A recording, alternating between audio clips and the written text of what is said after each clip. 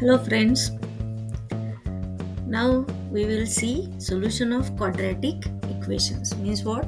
How we can solve the quadratic equations. Quadratic equations means the highest power of x is equal to 2 in given equation. If we have given equation of this form, x square plus 5x plus 6 is equal to 0. Now we have to solve this equation. Means what?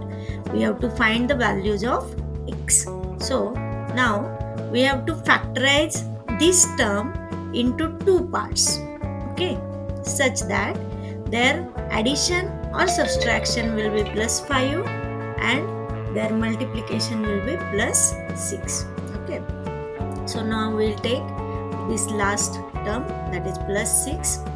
Okay, plus 6. Now we have to factorize this plus 6 into two factors such that their addition will be or subtraction will be plus 5. So their first factor will be 6 and 1.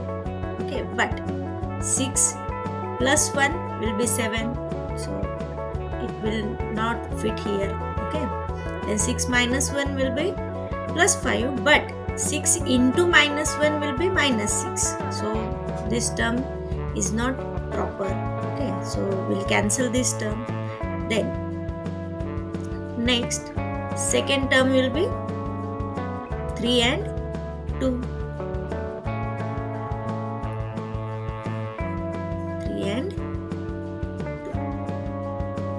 Okay, 3 and 2. If we have taken addition of this plus 3 and plus 2, it will be plus 5 and their multiplication is plus 6. Therefore, the factors will be like this: x plus 3 into x plus 2 is equal to 0. Then it is equal to 0, so that this factor will be 0. Either this factor will be 0 or second factor, that is x plus 2 is equal to 0. Now we have to find the value of x. This plus 3 becomes minus 3 on another side. Therefore x is equal to minus 3 or x is equal to minus 2.